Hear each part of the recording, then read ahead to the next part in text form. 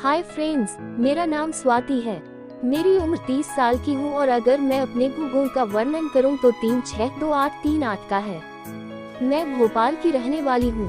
मैं ज्यादा गोरी तो नहीं हूँ, लेकिन मेरे पास उच्च दर्जे के मोटे और कसे हुए हापुस आम का जोड़ा है। पीछे तरबूज भी भरा हुआ और मोटा है। मैं हर तरह के वे कपड़े पहनती हूँ जिसमें मेरा पूरा डायग्राम साफ दिखे।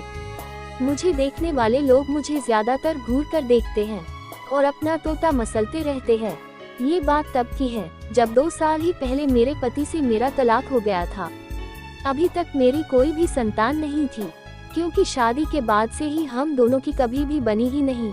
इसलिए मुझे अपने पति के साथ साथ ज्यादा कुछ करने को मिला ही नहीं, क्योंकि वैसे भी उसमें ज्यादा दाम तो था नहीं। छोटी सी बीवी जैसा सामान था उसका, वो तो बिल्कुल मैगी की तरह था। 2 मिनट में हो जाता था उसका, और इधर आग भड़कती रह जाती थी। फिर भी जितनी बार भी मेरी कुटाई हुई, उतनी बार मैंने जल्दी बच्चा न करने के नजरिए से सुरक्षा चक्र का इस्तेमाल किया। पति से अलग होने के बाद भी मुझे रहने खाने की कोई दिक्कत नहीं थी।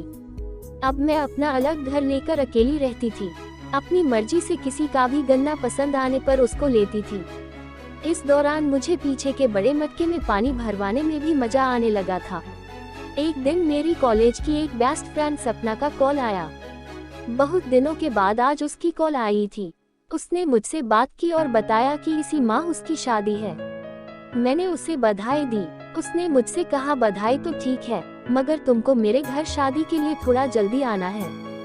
चूंकि मैं उसकी सबसे अच्छी सहेली हूँ, इसलिए वो मुझे पहले अपने घर बुला रही थी। इसलिए मैंने हाँ कह दिया।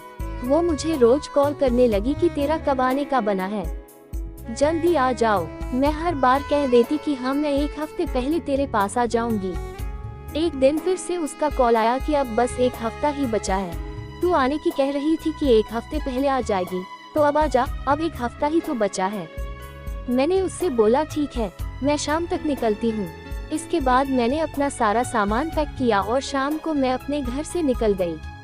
बस स्टैंड से बस पकड़ी और अगले दिन सुबह उसके घर पहुँच गई। बस अड्डे पर वो खुद मुझे लेने आई थी। जब मैं उसके घर पहुंची तो उसने मुझे सबसे मिलवाया। फिर मेरा सारा सामान एक कमरे में पहुंचाकर बोली, ये तुम्हारा रूम है, अब तुम अपना सामान लगा लो, मैं कुछ काम करके बाद में आती हूँ। मैं अपने रूम में चली गई और सामान आदि बिना खोले कुछ देर के लिए सो गई। रात भर का बस से सफर किया था तो मुझे थकान थी। जब मैं उठी तो शाम हो गई थी। मैंने नहाकर एक सादा सा सलवार सूट पहन लिया। मेरी सलवार तो नॉर्मल थी, लेकिन ऊपर का कुर्ता एकदम फिटिंग का था। मुझे वैसे भी फिटिंग का कपड़ा पहनना ही पसंद है।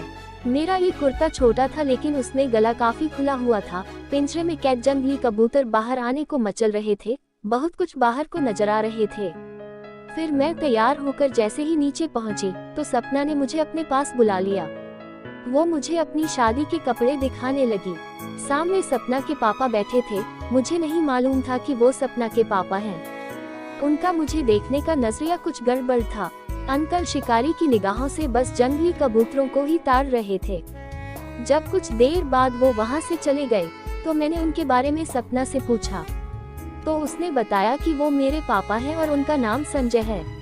पापा आर्मी में कर्नल थे, मगर अब रिटायर हो चुके हैं, अब घर पर ही रहते हैं। इसी तरह से सब चलता रहा। सारा दिन सपना के पापा मुझे घूरते हुए मजा लेते रहे। शाम को खाना आदि हुआ और रात को सब सोने के लिए अपने अपने कमरों में चले गए। मैंने एक नाइटी पहन ली और बिस्तर पर लेट गई।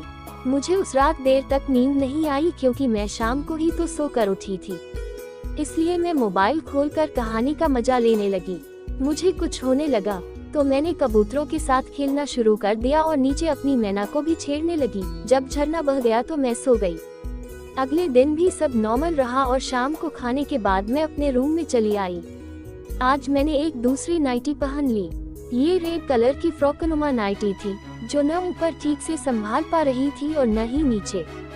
उसी समय सपना का कॉल आया और उसने मुझे नीचे बुलाया। चूंकि रात गहरा गई थी तो मैंने सोचा कि सब सो गए होंगे, इसलिए मैं इसी बेबी डॉल बन नीचे चली गई। मैंने वहाँ देखा सभी लेडीज बैठी थी, हालांकि सब स्लीपिंग ड्रेस में ही थी। मेरी फ्रेंड खुद नाइटी में थी। अभी तक वहाँ कोई आदमी नहीं था, इसलिए मुझे कोई दिक्कत नहीं थी। सभी लेडीज मेरी बेबी डॉल देखकर मुझे ही देखने लगी थी। वे सब ड्रिंक कर रही थी। सपना ने मेरे लिए पैगा बनाया और बोली लो पी लो। वहाँ पर उसकी मम्मी और बुआ और सब रिश्ते की महिलाएं ही थी। वो सब भी साथ बैठकर पी रही थी। उनके घर में सब काफी खुले थे, सब साथ में ही पीते थे। इतना ही नहीं, मेरी सहेली के सभी बॉयफ्रेंड्स के बारे में भी उसकी मम्मी को सब पता था। मैंने भी उनके सबके साथ बैठकर ड्रिंक लेनी शुरू कर दी। मैंने 2 पैग पिए और हम लोग बैठकर बात करने लगे। कुछ देर बाद उसके पापा भी वहीं आ गए। वो मुझे बहुत ध्यान से देखने लगे। मुझे अब पैगा की मस्ती चढ़ने लगी थी, तो मैं कुछ ज्यादा ही बिंदास हो गई थी। संजय अंकल सपना से बोले पता करो बुआ कहाँ तक पहुँची। मालूम हुआ कि बुआ जम्मू से ट्रेन से आ रही थी। सपना ने कहा ठीक है पापा, मैं देखती हूँ। 1 मिनट बाद उसने बताया कि ट्रेन आने वाली है, तो उसके पापा बोले ठीक है, मैं उनको लेने जा रहा हूँ। फिर अंकल मुझसे बोले चलो स्वाति, तुमको अपना शहर दिखा दूँ। तुम्हारे चलने से वापसी में बुआ को भी तुम्हारा साथ मिल जाएगा। मैं कुछ सोचने लगी, तभी सपना की मम्मी बोली हाँ जाओ बेटा, चली जाओ, घूम लो। मैंने बोला ठीक है, चलती हूँ। वो वहाँ से बाहर चल गए, तो मैंने सपना से बोला मैं कपड़े चेंज कर लूँ। उसने बोला अरे कपड़े चेंज करके क्या करोगी, रात तो है, तुम बस कार में बैठी रहना। मैं तैयार हो गई और अपनी इसी नाइटी में बाहर आ गई। इतनी देर में अंकल भी गाड़ी लेकर आ गए और मैं उनके बगल वाली सीट पर बैठ गई। कार सड़क पर दौड़ने लगी। मैंने दारू के नशे में कार के शीशे खोल लिए थे। मस्त हवा चल रही थी, जिससे मेरी मस्ती बढ़ने लगी थी।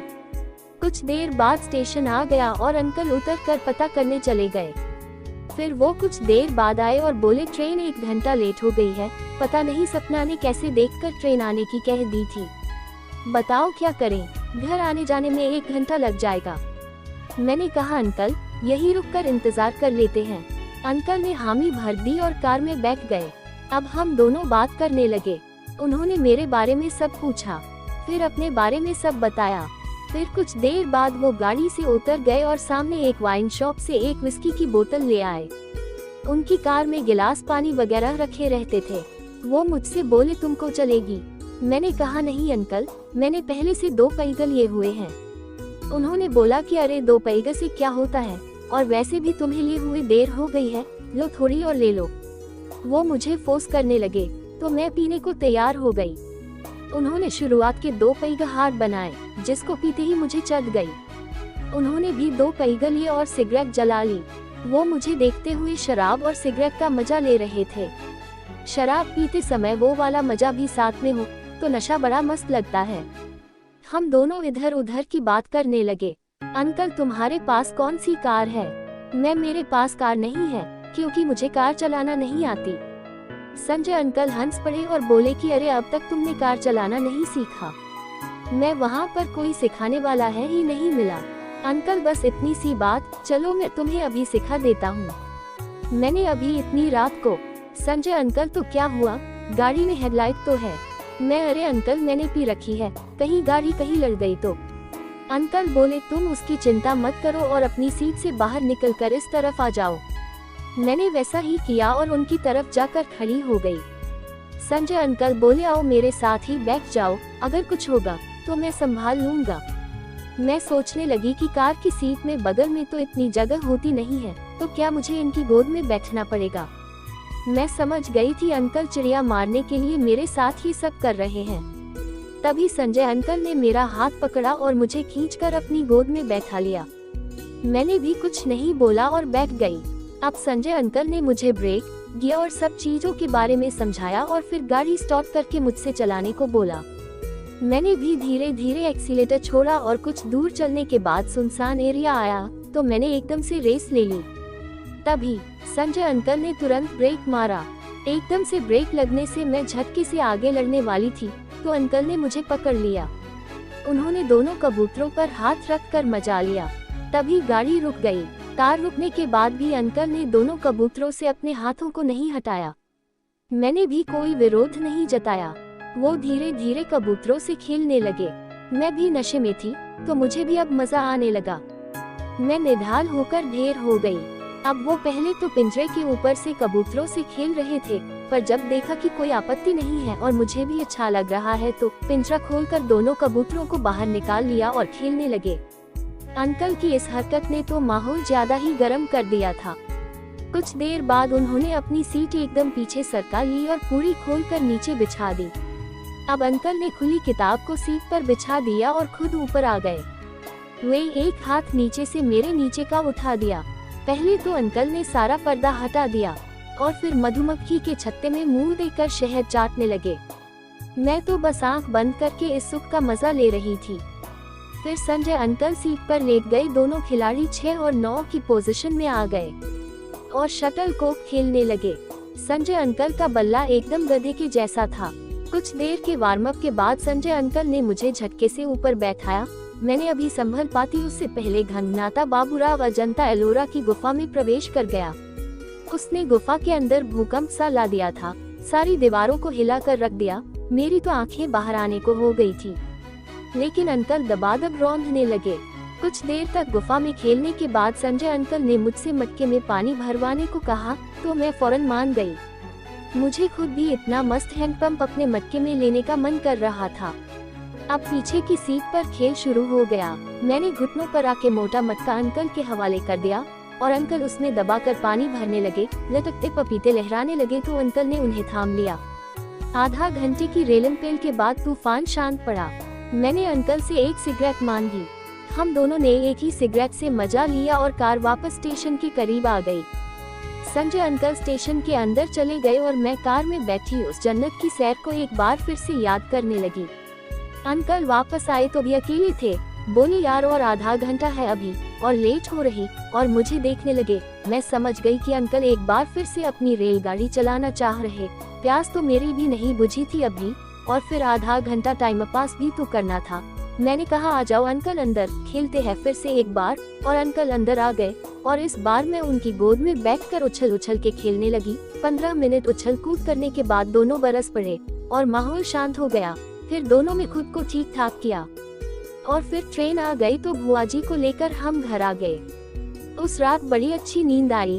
अंकल ने खूब तरीके से बजाया था दोस्तों, मजा आ गया। इसके बाद पूरी शादी में मुझे 5 और डंडे मिले, जिनके साथ मुझे डांडिया खेलने का मौका कैसे मिला, इस सब को विस्तार से अगली कहानी में बताएंगे। इंतजार कीजिएगा। प्लीज वीडियो को लाइक कीजिए और चैनल को सब्सक्राइब कीजिए। धन्यवाद। Smile folded hands.